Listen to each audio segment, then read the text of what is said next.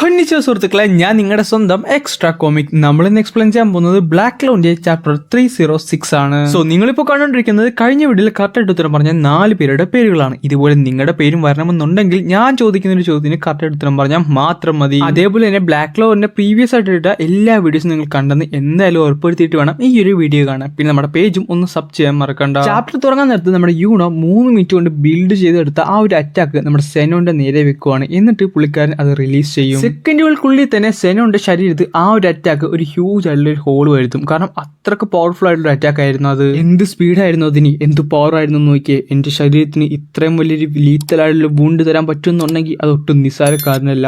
എന്നിട്ട് പുള്ളിക്കാരൻ ചോരയൊക്കെ ഛർദ്ദിച്ചിട്ട് നേരെ താഴത്തേക്ക് വീഴാൻ പോകുവാണ്. യൂണോ അപ്പൊ പറയുന്നുണ്ട്, ഈ യുദ്ധത്തിൽ ഞാനാണ് വിജയിച്ചത്, നീ തോറ്റുപോയിരിക്കുന്നു സെനോൺ. അവിടുന്ന് നമ്മൾ പോകുന്നത് സെനോന്റെ ഒരു ബാക്ക് സ്റ്റോറിയിലേക്കാണ്. പുള്ളിക്കാരൻ വളരെ കുഞ്ഞായിരുന്നപ്പോൾ എല്ലാവരുടെയും കയ്യിൽ നിന്ന് തല്ലുകൊള്ളുമായിരുന്നു. അതുകൊണ്ട് തന്നെ വളരെ ചെറുപ്പത്തിൽ തന്നെ ഡാന്റെയും വെനിയൊക്കെ പുള്ളിക്കാരനിട്ട് കളിയാക്കുമായിരുന്നു. നീ എന്റെ അനിയനാണെന്ന് പറയുന്നത് തന്നെ എനിക്ക് നാണക്കേടാണ്, വെറുതെ പിള്ളേരെ ഇന്ന് തല്ലും മേടിച്ചിട്ട് വന്നിരിക്കുവാണ്. ആ സമയത്ത് നമ്മുടെ സേനോനെ സപ്പോർട്ട് ചെയ്തത് പുള്ളിക്കാരന്റെ ബിഗ് ബ്രദർ ആണ്. പുള്ളിക്കാരൻ മാത്രമാണ് അതൊന്നും ഓർത്ത് നീ വറി ചെയ്യേണ്ട എന്ന് പറഞ്ഞുകൊണ്ടിരുന്നത്. നിനക്കൊരു കാര്യം അറിയാവോ, നീ ഞാനും ഏകദേശം ഒരേപോലെയാണ്. അതിനർത്ഥം എന്നറിയുവോ, നിന്റെ ആപ്റ്റിറ്റ്യൂഡ് വളരെ കൂടുതലാണ്. നിനക്കൊരു ഡെവിൽ ഹോസ്റ്റ് ആകാൻ വെനിക്കനെക്കാട്ടും ഡാന്റിനെക്കാട്ടും പവർഫുൾ ആയിട്ടൊരു ഹോസ്റ്റ് ആകാൻ സാധിക്കും. അങ്ങനെ കുറച്ച് നാളുകൾക്ക് ശേഷം നമ്മുടെ സേനോനെ വീണ്ടും കുറെ അധികം പിള്ളേരിട്ട് ബുള്ളി ചെയ്തുകൊണ്ടിരിക്കുകയാണ്. അവർ പറയുന്നുണ്ട്, നീ ഇത് ടഫ് ആണെന്ന് നോക്കിയാൽ, ആകെപ്പാടെ ശരീരത്തിന്റെ അന്ന് ബോൺസ് മാത്രമേ വിടാൻ പറ്റുന്നുള്ളൂ, ഇതെന്ത് മാജിക് ആണ്. എന്റെ അച്ഛൻ ആരാന്നറിയോ, ഇവിടുത്തെ ഡിഫൻസ് ഫോഴ്സിലെ ഒരു മെമ്പറാണ്. അതുകൊണ്ട് ഞാൻ നിന്നെ ഇവിടെ ഇടിക്കുമെന്നും പറഞ്ഞുകൊണ്ട് ഒരു പയ്യൻ നമ്മുടെ സേനോനെ ഇടിക്കാൻ വേണ്ടി പോകാൻ നേരത്ത് പെട്ടെന്ന് പുള്ളിക്കാരന്റെ ഫ്രണ്ടിലേക്ക് ഒരു തീ ഗോളം വരും. നീ എന്ത് കുന്തുവാണ് പറയുന്നത്, അവന്റെ ഒരു ഡിഫറെന്റ് ടൈപ്പുള്ള മാജിക് മാത്രമാണ്, അതുകൊണ്ട് ഇവിടെ എന്ത് പ്രശ്നമാണ് വരുന്നത്. ഇങ്ങനെ ചോദിച്ചുകൊണ്ട് ഒരു പയ്യൻ അവിടേക്ക് വരുന്നുണ്ട്. ഈ പയ്യനെ കാണുന്നത് തന്നെ ബാക്കിയുള്ളവർ എല്ലാവരും ഓടിപ്പോവും. ഓടിക്കോ, അത് അലനാണ്, ഓടിക്കോ എന്നും പറഞ്ഞുകൊണ്ട്. എടാ നീ പേടിക്കുന്നു വേണ്ട കേട്ടോ, അത് ഡിഫൻസ് ഫോഴ്സിലുള്ളവരുടെ പിള്ളേരാണ്. ഇവന്മാര് കാരണം ആ ഡിഫൻസ് ഫോഴ്സിന് തന്നെ നാണക്കേട് വരും. പിന്നെ എന്റെ പേരല്ലേ, നിന്റെ മാജിക് കാണാൻ വളരെ സ്ട്രോങ് ആണല്ലോ, നിന്റെ പേരെന്തോന്ന് പറഞ്ഞുകൊണ്ട് അവരങ്ങനെ കൂട്ടാകുവാണ്. എടാ നിനക്കൊരു കാര്യം അറിയുമോ, നമ്മുടെ നാട്ടിലുള്ള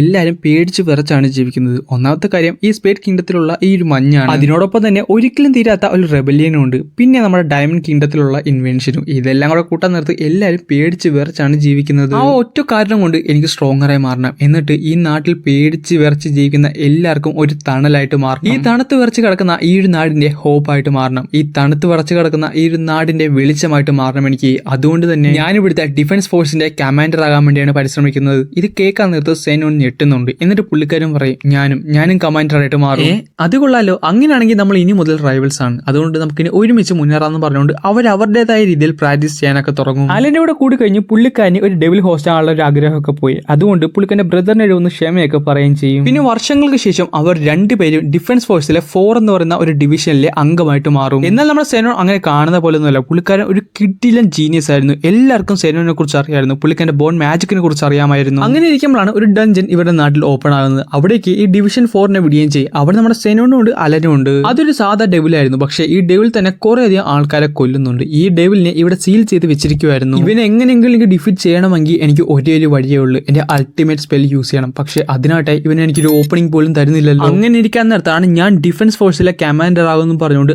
അലൻ പുള്ളിക്കാരൻ ഈ ഒരു ഡെവിലിനെ അറ്റാക്ക് ചെയ്യാൻ വേണ്ടി നേരെ ചെല്ലും. നമ്മുടെ സെനോൻ കിടന്ന് കാറത്തുണ്ട്, നീ തോറ്റു പോകും, നീ മരിച്ചു പോകും എന്നൊക്കെ. എന്നാൽ അലൻ അവിടേക്ക് പോകാൻ നേരത്ത് സെനോൻ ഒരു കാഴ്ച കാണും. പുള്ളിക്കാരന് ഒരു ഓപ്പണിംഗ് കിട്ടും. ഞാൻ ഇപ്പോൾ എന്റെ അറ്റാക്ക് യൂസ് ചെയ്ത് കഴിഞ്ഞാൽ എനിക്ക് ആ ഡെവിലിനെ കൊല്ലാൻ പറ്റും. പക്ഷേ അതേസമയം തന്നെ അലന് മരിക്കും. ഒന്നോർത്ത അതെല്ലാം നല്ലത്, അല്ലെങ്കിൽ ഇവിടെയുള്ള എല്ലാവരും തന്നെ മരിക്കത്തില്ലേ. ഇപ്പൊ ഞാൻ ഈ ഡെവിലിനെ കൊന്നില്ലെങ്കിൽ ഈ ഒരു കിങ്ഡം ഫുള്ള് അതിന്റെ ഭവിഷ്യത്ത് അനുഭവിക്കണം. അതുകൊണ്ട് എനിക്ക് വേറെ വഴിയില്ലെന്ന് പറഞ്ഞുകൊണ്ട് പുള്ളിക്കാരൻ അലനെ ഓർത്തുകൊണ്ട് ആ അറ്റാക്ക് ചെയ്യാൻ പോകും. എന്നിട്ട് ആ ഒരു അറ്റാക്ക് ചെയ്യുകയും ചെയ്തു. അലന്റെ ശരീരത്തിൽ കൂടെ കയറി ഈ ഡെവിലിനെ ഫുള്ള് കുത്തി ഇറക്കിക്കൊണ്ടായിരുന്നു ഈ ഒരു അറ്റാക്ക്. പവർ ഇല്ലെങ്കിൽ ഇമോഷനും ടെൻഡൻസിക്കും ഒരു അർത്ഥവും ഇല്ലെന്ന് പറഞ്ഞുകൊണ്ട് പുള്ളിക്കാരൻ കിടന്ന് നന്നായിട്ട് കരയുവാണ്. എന്നിട്ട് ഒന്നുകൂടെ സെനോൻ പുള്ളിക്കാരന്റെ ബിഗ് ബ്രദറിനെ കാണാൻ പോകുന്നുണ്ട്. കാര്യം എന്നാണെന്നറിയോ, ഒരു ഓർഡിനറി ഡെവിലിന് ഇത്രയധികം പവർഫുൾ ഉണ്ടെങ്കിൽ ഒരു സുപ്രീം ആയുള്ള ഡെവിലിന് എന്തുമാത്രം പവേഴ്സ് കാണും. പിന്നെ നമ്മുടെ ബാറ്റിലേക്ക് തിരിച്ചു വരുവാണ്. എന്നിട്ട് പുള്ളിക്കാരൻ അവിടെ ഉണ്ടായിരുന്ന ഒരു ഡെവിലുമായിട്ട് ഡീൽ ഉറപ്പിച്ചുകൊണ്ടാണ് ഈ ചാപ്റ്റർ അങ്ങനെ അവസാനിക്കുന്നത്. സോ ഇന്നത്തെ ചോദ്യം വളരെ സിമ്പിൾ ആണ്. നമ്മുടെ നാച്ചിന് ഒരു ബ്രദർ ഉണ്ടായിരുന്നു. ആ ബ്രദറിന്റെ പേരെന്താണെന്നറിയോ? കറക്റ്റായിട്ട് കമന്റ് ചെയ്യുന്ന 4 പേരെ ഞാൻ അടുത്ത വീഡിയോയിൽ മെൻഷൻ ചെയ്യുന്നതായിരിക്കും.